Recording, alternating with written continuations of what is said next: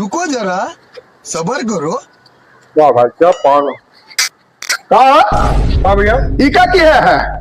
अरे तो खाद ना पान खा के थूक दिया। अरे भाई चीटिया आदमी है यार तू जौन भाई है पान खा के ऐसे थूके की जगह रहा था कहीं भी थूक देगा मनमानी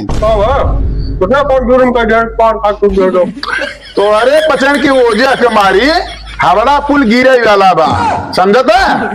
क्या बात कर रहे हैं? फिर ऐसे दुश्मन गंदगी फैलौगे जौन भाई पान खा के गुटखा खा के कतौ रोडे पे थूक देवे कतौ बिल्डिंग के गलियारा में थूक देवे कतौ सीढ़ी थूक देवे तो अकल बा कि नहीं जौन बा कहाँ थूके कहाँ ना थूके ना अकल बा तो मत खावा कर पान ना कहीं भी थूक के गंदगी फैला चुटिया है रोडे थूक देवे जवान भाई गलियारा में थूक देवे एक झुआ जवान भाई पीछे से कितना खराब लगे भाग यहाँ से जवान भाई सराय जवान भाई अक्कल ना पान एक जगह ऐसे खा के जवान भाई खाना जान गंदगी हर जगह भागा अगर आज बार दिखा बड़ा तो पकड़ के मारब जवान भाई दे देवे म्यूनसिपालिटी में जवान भाई हर जगह ऐसे गंदगी फैल गया ना यार दिखाया जी हमारे आगे बता भाई ना सारण की वजह से कितनी गंदगी फैला बल तो हम जरा देख लिया है बारे नहीं गुलगुला की बारे 5 चफे जान भाई एक झुआ कौन सारण के अक्कल ना गुट्टा सुपारी खाए वाला के